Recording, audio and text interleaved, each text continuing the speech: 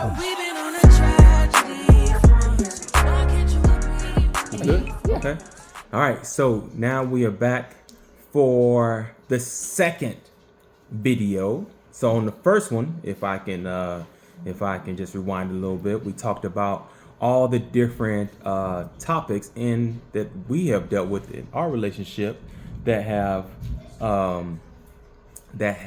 helped us along the way. And then we prioritize them from 1 to, I believe it was 12. Yep. So the first one that we prioritized of the 12 was communication. So that's what we're going to talk about today. We talk about communication and how it's played a role in helping our relationship and how it continues and how important it is. I think that's why we both said that why we agreed upon communication being number one. However, we went back and said that non-negotiables. that should have been Yep. number one. Yeah, go sit down. Yeah. Give us a minute, bro.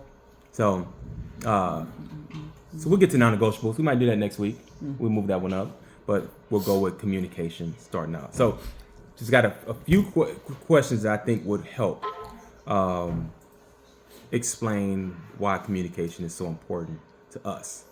So the first one is, why is communication important in our relationship? I'm gonna let you start off. It says in a relationship. Yeah, but I meant in our relationship. Yeah. Can't speak for other people's relationship. I can only speak for ours. Yeah. I think communication is extremely important in our relationship just because of the life that we live. You're super busy. I'm super busy. We have these kids. And so I think communication is key because in a relationship like ours, if we don't communicate, so much can get lost. And literally us not communicating can mess up our whole day. So I just think it's very important to communicate for us just because honestly, that's the only way I think that we're going to get things done is if we do communicate. One thing that I see, or you've helped me to see, is that we can be in the house. We can go a whole week in the house, waking up at 4:45, going to the gym, coming back, her walking out the door to hit the work. I get home, go work out. She get home, start homework, cooking, maybe watch half a show before we go to sleep, and rinse and repeat for the whole week.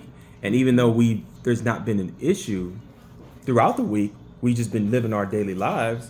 We've not been communicating anything. So, a lot can get lost.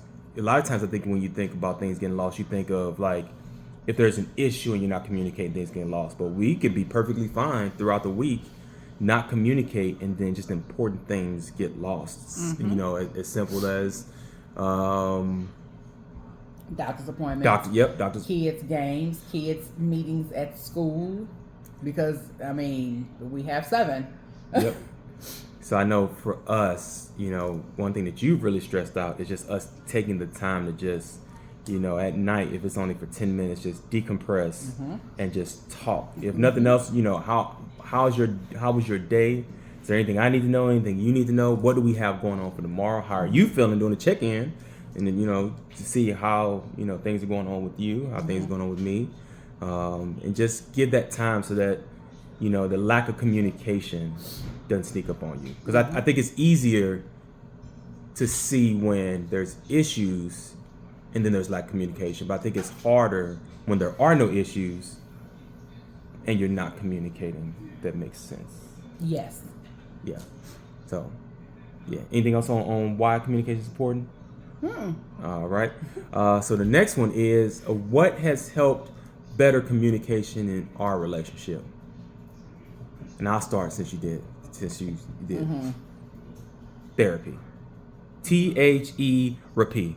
Therapy. Right. That's that has helped us see that even though we speak the same language, we ain't speaking the same language early on. It helped us see how communication can help our relationship flourish, and also how it can be the dagger that brings the entire relationship down. So I think therapy is what initially helped at least for me, showed me the importance of communication, because once we had those first few sessions and talked about communication, I was able to see that a lot of the problems that we were having could have been avoided or could have been easily like taken care of if we had better communication skills. So that's what has helped communication from my perspective in our relationship. For me, I think it's just being intentional. Like, you have to have those moments. Again, life gets so busy, and life doesn't stop lifing just because something's going on in your life or something has happened, or whether it's something good, whether it's something bad. Life just does not stop. So be intentional about communicating with each other. Like you mentioned previous, is that even at the end of the day, and even if it's just 10 minutes to say, hey, how was your day? Because us personally, we do so much communicating about our jobs and the kids that we don't check in with each other. So, that's something that is very important to me. Like, I've said often, we've talked about everything else, but have you checked in with me? Have you asked me how I'm doing? So just be intentional about your communication, because, it's very important. I think it's funny you mentioned that, because the first thing I do when she was like, we haven't been communicating, I'm like, what do you mean? I know I've that been talking all day. You've been talking all day. I know that, you got these you're going to be working late because you got this thing going on. I know we got the school thing going on. I told you I had this thing at work. I told you this, and I told you all this stuff. I even put it on the calendar. So what do you mean we're not communicating? I'm like, but you haven't checked in. I'm like, checking in? I did check in. I checked in to make sure that I knew, okay, you was getting off late. You was doing this. I had work things. But then she's like, you haven't checked in with me to see how I'm doing. And my first thought was, some bullshit. But then I realized, like, oh, I see what she's mean. Like, we got a lot going on, a lot that we're having to put on our shoulders and get done. And so it's nice to check in, like, hey, I know we talked about all this other stuff, but how are you doing? Because a lot of times, I know for me, sometimes she asks me how I'm doing, and then open up the floodgates to some stuff I didn't even know was in there. And I'd be like, I needed that. Didn't even know I needed it, but I needed that. So, yeah, you right sometimes. I'm right all the time, so go ahead. All right. So the next one is, what is an instance where communication was an issue and why? Or should I say the lack of communication or anything? What is an instance where a lack of communication was an issue and why? Yeah.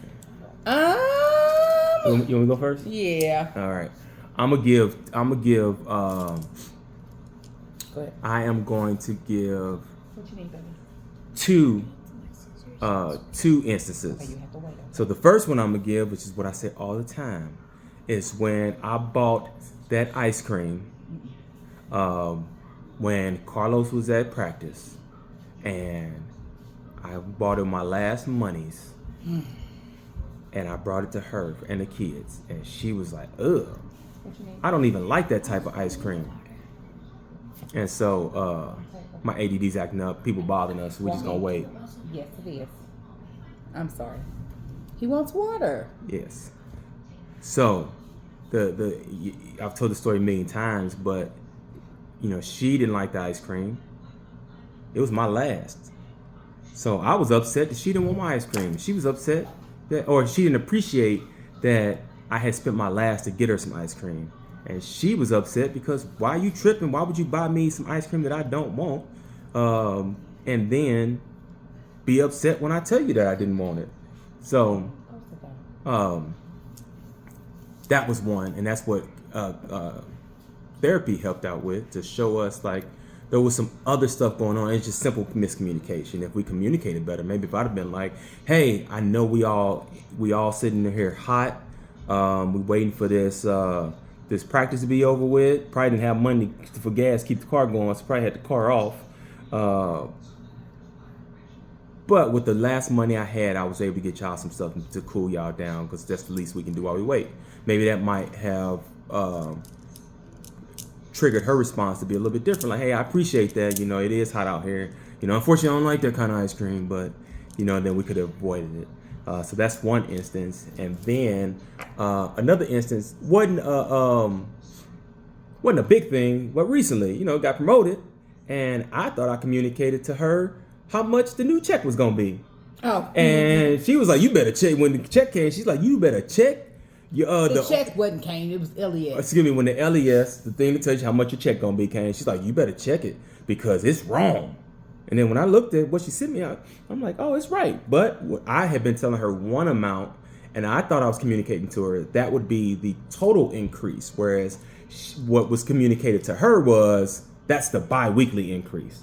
So I mean, it wasn't no issue there, but No. it was just like even at that, something as though like that, you know, it's still important to clearly communicate so we both be on the same page. So you got an instance at all? I can't think of none right now. Okay, so if I would have brought you the ice cream and been like, "Hey, this is all I had in my pocket. I know everybody here hot. I was able to get this." And I would have been like, "Oh, babe, thank you." I probably wouldn't even told you I didn't like that ice cream. Yeah. Because you would have communicated with me that you were being thoughtful and it was your last. Versus I just thought you was just getting something to get it. But remember, when we were in St. Louis, I bought you the same. Yep, you did buy me the same. I bought you the same ice cream, just trying to make light of it. Yeah. So, and then what I found out is in communication, a lot of times we have an issue like the ice cream issue.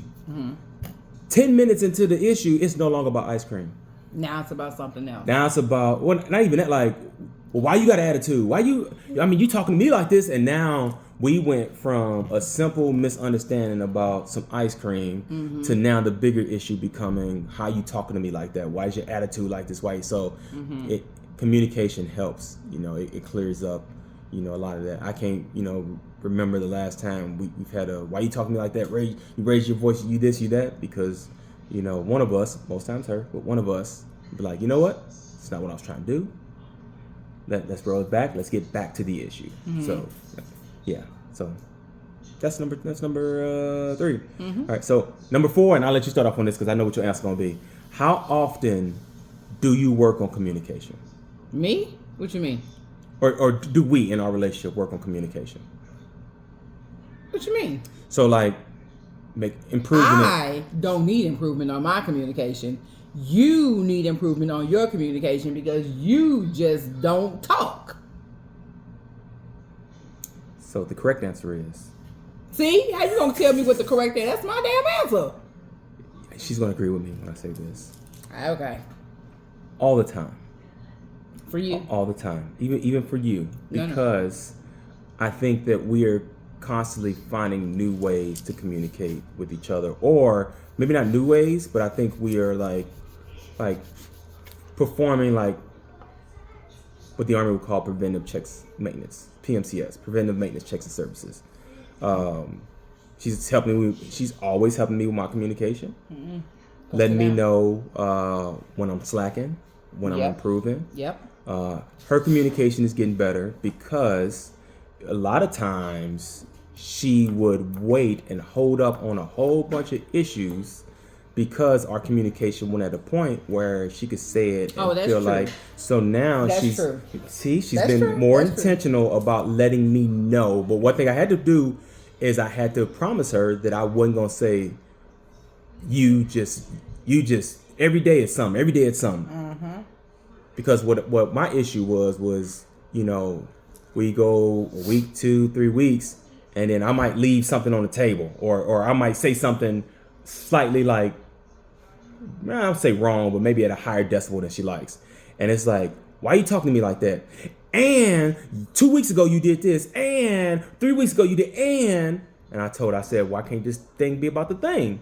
Just the thing. So, I asked that, she communicates to me, because if you have an issue and you're able to say it, right then and there or near, like when it happens, then it hasn't weighed on you, it hasn't dug into you, and it's more to be like, hey, you did this and I didn't like that. And then I could be like, oh, I'm sorry, I didn't mean that. Versus if it has festered for a month, now it's more significant of an issue than before. So I think continuously just working on things like that, making sure that how I'm communicating to her, because I am a non-communicator. I will not say that I'm a non-communicator. I will say the Army has brainwashed me over 24 years to be a quick communicator, and just go out and do your thing and not take up too much time. So I'm used to communicating small bursts that are efficient to me. She is a PhD level communicator who has all the words and communicates early and often. So our struggle is for me, who's the army version of communicating, to get to her version and to let her know that my 100% communication may only look like her 50-60% communication, and pray that she's okay with that. I can sometimes get to that 80-90, but I am exhausted after that. So that was my answer to number 3. Number 4. Okay. You good with that? Yeah. All right. And Hey, then you're going to work with me. And Abby. then, There you go. all right. And question number 5. What would be the best advice you can give to couples about communication, as far as communication in the relationship? What has helped for us, or what do you think, if you're looking at us 18, 19, 20 years ago, what would you tell us about communication? Oh God. I can't even use us as an instance. I'm just going to use what I would tell anybody about communication, because I talk to a lot of new couples, and I would tell them that communication is key. You have to be able to express how you feel to your partner. Your partner is supposed to be your person. Your partner is supposed to be your safe place. So you should be able to communicate how you feel, whether good or bad. And your partner needs to be able to receive what you're saying, whether it's good or bad. But they need to be in a receive mode and not a mode to listen to respond. So communication is key. You really have to be able to be open about how you feel, because how he expressed I was in the beginning, I would hold things, and then finally weeks later I'm completely up to here, and then we are having something, and it could be that I thought maybe he was driving too fast, and before I know it I'm word vomiting 6 months or however many long, to the last incident, I'm word vomiting all of that stuff back up because now I'm upset when I should have just said something in the beginning. And as women, it's really hard for us to communicate to a person who is not necessarily a communicator, because it seems like it's always something. And then men like to use the words like stop nagging, stop whining, stop bitching. And that's not the case. We are women and we have feelings, and our feelings are valid. So I tell any woman and any man, it's okay to express how you feel. If they don't make it safe for you to express how you feel, then you might need to do something different, just to be honest. But communication is key, and having that safe space, and just being able to be open and honest daily about things that are bothering you. Because also, if you don't tell me or him or her or whomever what is bothering you, then I'm going to keep doing it because you didn't tell me it bothered you. So if you don't tell me it's bothering you, then how can I fix or adjust my behavior if I don't know that that's something that bothers you? It could be something as much as me clicking a pencil every day or clicking a pen every day. And that could be so annoying to you, but it's just something that I do. But then if I know that bothers you, then even though it may be something that's a habit, I still could be more conscious about it. So I think just communicating and having those conversations is extremely important, and never stop communicating. That's it. And just realize that, you guys aren't always going to agree, but, growth in communication comes with being able to disagree and let it just be that. We're going to agree to disagree. I did hear you. I may not agree with you, but I heard what you said. Communication and growth comes from just learning to be able to step back and, realizing that, hey, we're not always going to agree, but I am communicating my needs and my feelings. And so just keep doing it. Mine would be a few things. One, when communicating, look beyond yourself. The first thing we want to do is talk about how we feel and how things are impacting us. One thing you said was to listen. So a lot of times we listen to respond. That's all we're doing instead of listening to actually take in. And I feel like when you step beyond yourself and you can actually hear what the person is saying and how it's making them feel, then you can communicate in a manner that, instead of just you're communicating in defense of yourself, you're communicating, addressing how they're feeling about the thing that you may have said or may have done. You know, she might be upset by how I spoke to her. And my response is, I didn't raise my voice. You know, I didn't do this. I didn't do that. But instead of looking at like, I didn't do the thing that you're upset about, let me address, you know, okay, I hear what you're saying. Now, I didn't mean it at all, but you know, let's talk a little bit more about, you know, my tone, because to me, I wasn't yelling, but you're saying my tone. So tone equates to me yelling. So can you explain to me how my tone made you feel that way? And so now, instead of defending myself, I'm trying to get inside of her brain and say, okay, you know, that wasn't my intention. I apologize for it coming across that way. Now that I understand better about what you're saying, I know that I can work on that in the future so we don't have that miscommunication. So now, you're not conceding, if you want to say that, to say, okay, you was right and I was wrong. No, I'm just looking beyond myself to address her feelings. And a lot of times that will settle everything because I'm not just, once you're in defense mode, if you feel like, okay, she's saying this, oh, I got the perfect example of why I didn't do what she said I'm going to do, you can stop talking because you're not going to fix it. So, you know, it's hard to look beyond yourself, especially when you feel like your spouse is, or your significant other is like saying things about you that you don't deem as true. But, you know, if you consistently work on just taking yourself out of the equation, hearing what your significant other is saying and addressing that, I think you can get a lot farther. And because a lot of times the miscommunications and that lead to arguments, it ain't even about the thing that y'all talking about, like you said. It's about some pent up stuff that has happened. You've been clicking this pen for 6 months the way I don't like. Every day you do click, click, click. And I don't know why you're doing that, but you do it for hours on end. I'm upset. So, and you know, if you learn to communicate, then you avoid all that other stuff. You'll see, like, there's going to be significant, you know, well, maybe not significant. There's going to be some issues that come up that you're going to have to work through. But I think if you work on stepping outside yourself and communicating with each other, at least 80% of those things can be settled because you're effectively telling your feelings. And once you let your partner know that you're receiving it, you understand it, you're going to work on it, now they can better receive what you have to say, and a lot of things get taken care of. So that's my roundabout way of saying how I would work on, or what advice I would give to couples about communication. It's important, and always when you communicate with your spouse, this is the woman or the man that you chose to spend time with, and then eventually chose to be your partner for life.